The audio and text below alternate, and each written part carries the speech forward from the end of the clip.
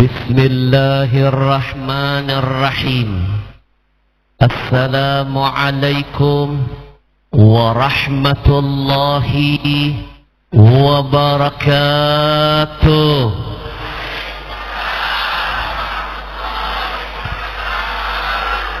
Innal hamdalillah, segala puja dan puji milik siapa? Masih belum kompak. Sekali lagi, mana suaranya? Segala puja dan puji milik siapa? Enggak usah melotot-melotot. Yusabbihu lahu ma fis samawati wal. Ketahuilah semua apa yang sudah Allah ciptakan, yang ada di bumi, bahkan yang di langit, mereka semua senantiasa berzikir mengingat Allah. Ibu, maaf, orang sini kalau manggil ibu bahasa kampungnya apa? Ma. Oi, ma. Jangan-jangan mak lampir dari sini. Mak erot. Mak siapa lagi? Mak comblang. Mama Dede. Oh, yang ketawanya. Saya termasuk orang yang paling iseng ngerjain Mama Dede kalau lagi syuting. Mak, kalau yang di langit saja makhluk Allah senantiasa berzikir mengingat Allah, maka pertanyaan saya, apa enggak malu kita yang cuma numpang di bumi malas betul berzikir mengingat Allah? Betul? Orang kampung sini kalau bilang betul bahasa kampungnya apa? Betul. Mulai aneh.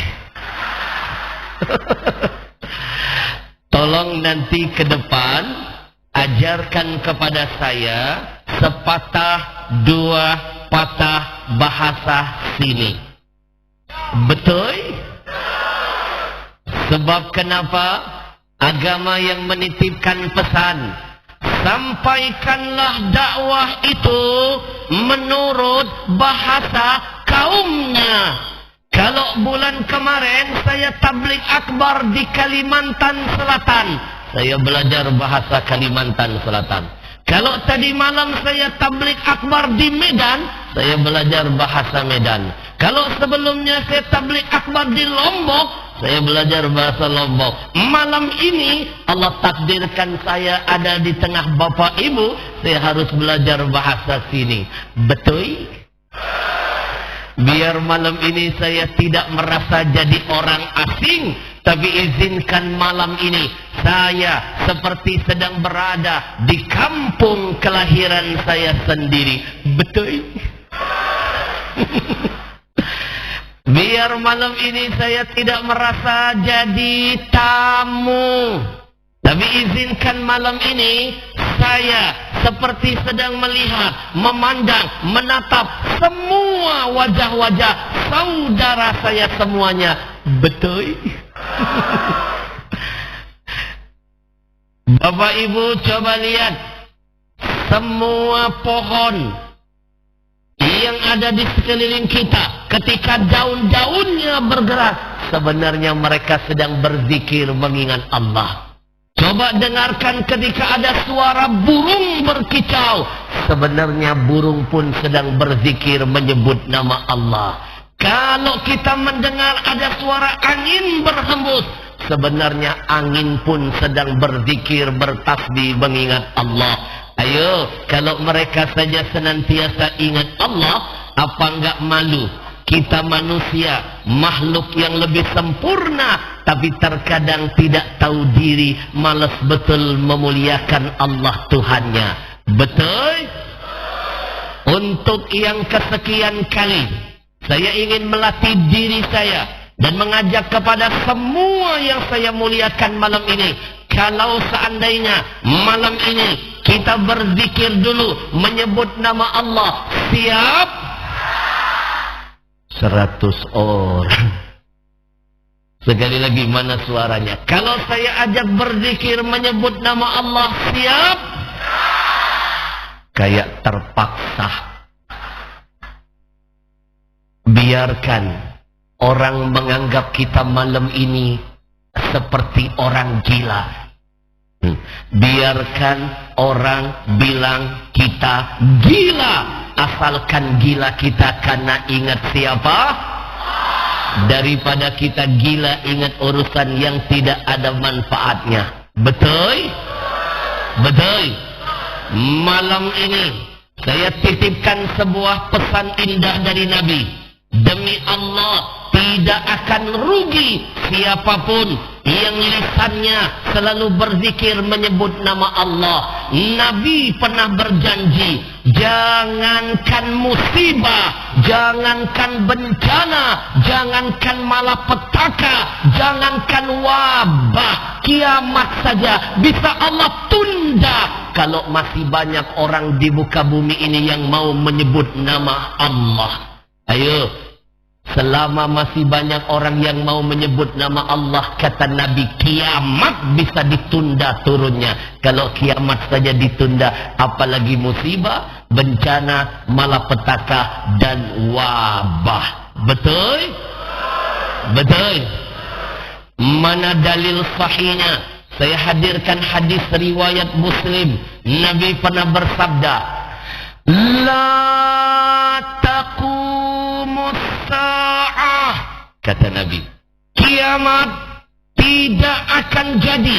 Allah turunkan kiamat, Allah tunda datangnya, hatta la yuqalu fil ar Allah Allah Allah, kata Nabi. Kalau yang ada di muka bumi, selama mereka masih mau menyebut nama Allah, kiamat ditunda oleh Allah.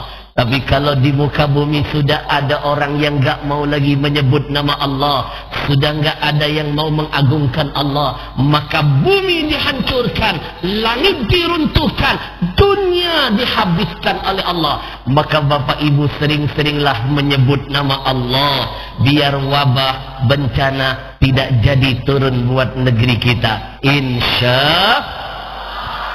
malam ini saya ajak semuanya kita tergila-gila karena Allah. Siap? Siap?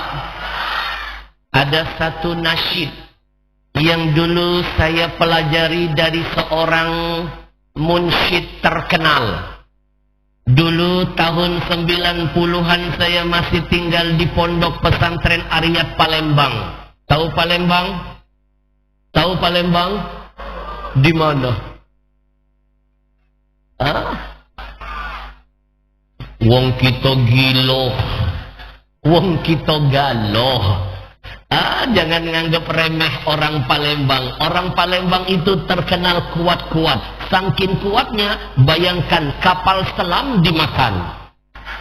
Namanya empe-empe. Betul. Dulu tahun 90-an saya masih di kampung saya Palembang. Datang seorang munsyid terkenal dari negeri Mesir. Namanya Syekh Ali Al-Minyawi. Beliau mengajarkan nasyid yang satu ini. Saya yakin Bapak Ibu belum pernah dengar nasyidnya. Dengarkan baik-baik. Syekh Ali Al-Minyawi dari Mesir tahun 90 mengajarkan ini kepada saya. Dengarkan.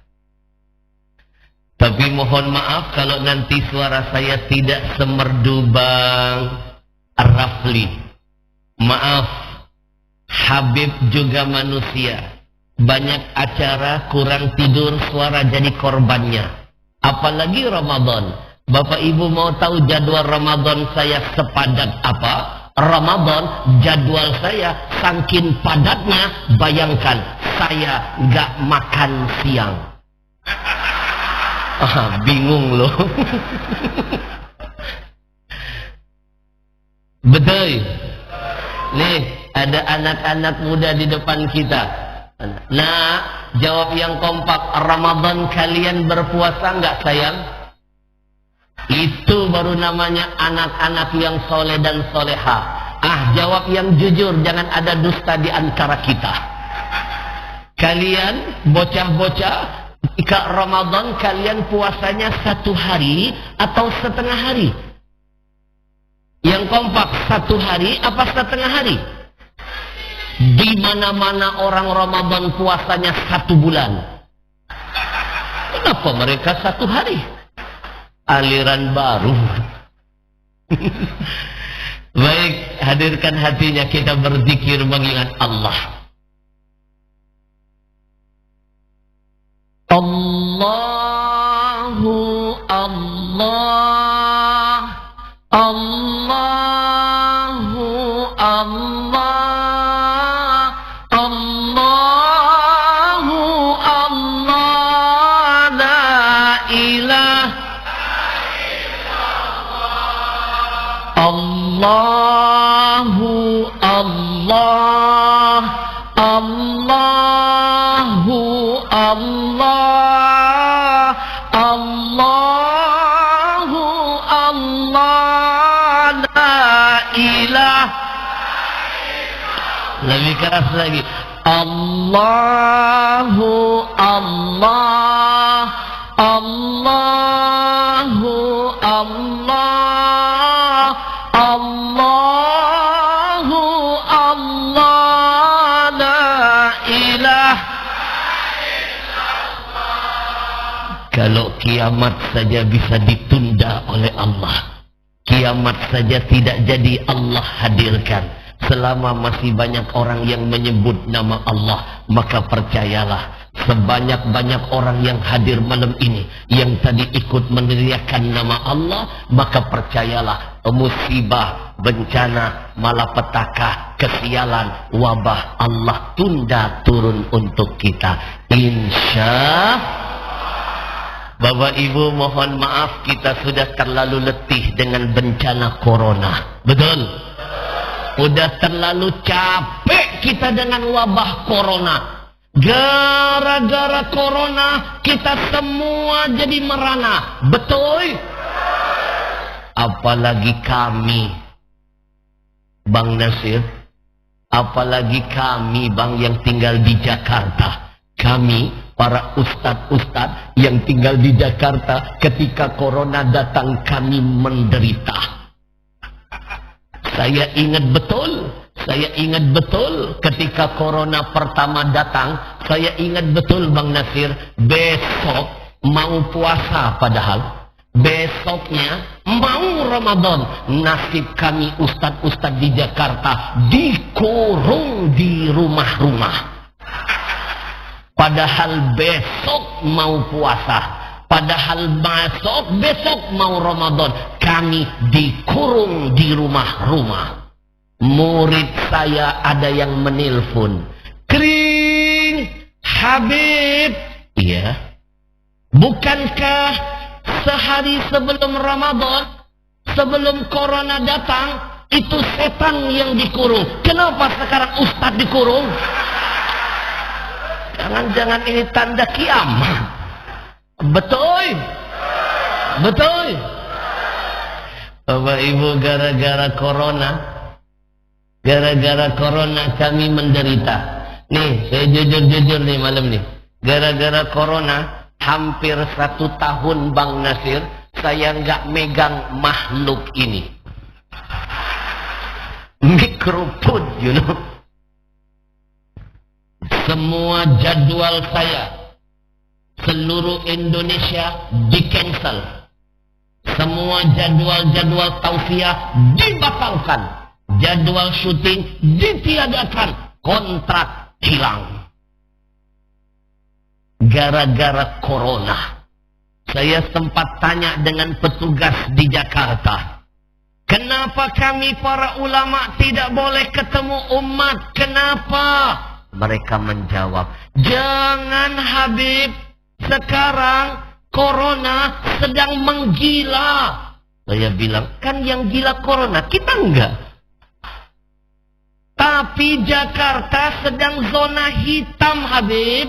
Lebih bahaya dari zona merah.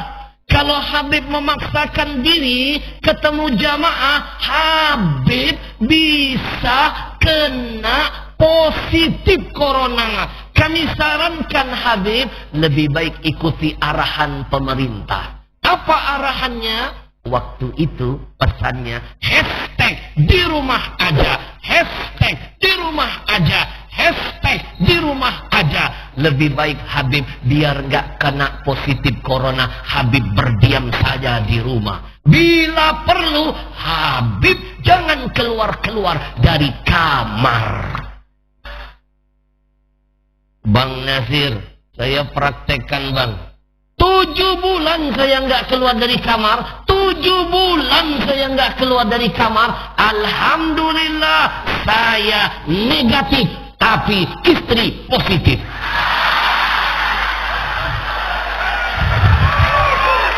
Betul. Ayo, gara-gara siapa itu?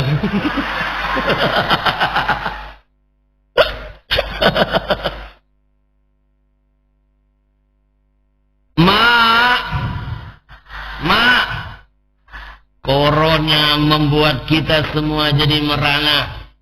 Betul?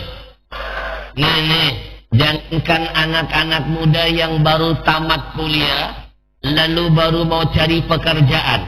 Maaf, yang sudah kerja puluhan tahun jadi korban PHK. Betul? Jangankan yang baru mau cari pekerjaan, yang sudah kerja puluhan tahun tidak sedikit kena PHK. Saya, Ahmad Al-Habsyi, pernah menangis ketika di depan saya nampak ada 8.000 karyawan pesawat Lion di PHK. Bang Nasir, meskipun di depan mata saya nggak bisa ngapa-ngapain, cuma mengusap dada sambil menangis. Padahal di depan mata saya 8.000 manusia menangis, prihatin, sedih. Pekerjaan hilang. 8.000, sekali lagi 8.000 karyawan di depan mata saya. Begini ceritanya. Waktu itu saya lagi buka TV. Ada berita itu. Bukankah itu sama saja di depan mata saya? Ada yang salahkah ceramah saya malam ini? Udah dengerin aja. Ini teknik ceramah terbaru. Bapak Ibu, biar malam ini kesialan kita diangkat Allah. Biar malam ini bencana musibah ditunda. Kita nggak tahu setelah corona, bencana apa lagi akan datang. Dengar-dengar, setelah corona ada Omikron. Umiknya udah turun. Belum Abikron. Jangan-jangan setelah ini Popkron. Betul. Maka malam ini yang pertama saya ingin titip pesan. Demi Allah, berharap dengan manusia akan kecewa, bergantung dengan manusia akan sia-sia, tapi bergantung dengan Allah, berharap dengan Allah tidak akan ada kata kesia-sia. Iyyaka na'budu wa iyyaka nasta'in. Itu enaknya kalau ngaji di Aceh, orangnya soleh semuanya. Saya cukup mancing awal ayat, nyambungnya benar. Kebangetan kalau nggak nyambung. Sekali lagi kita buktikan orang Aceh cinta Quran. Iyyaka na'budu. Nggak kayak kemarin saya tabligh akbar di satu kota. Saya sudah teriak-teriak, jamaahnya diem. Tiba-tiba ada nenek-nenek duduk di tengah teriak, Shadaqallahul azim. Kepada Allah kita menyembah. Hanya kepada Allah kita meminta. Mimpi, semua doa, permintaan, hajat dikabulkan Allah kalau kita menomorduakan Allah dalam keseharian kita. Betul? Bang Nasir mohon doanya. Insya Allah saya sebentar lagi akan menyelesaikan buku tulisan saya.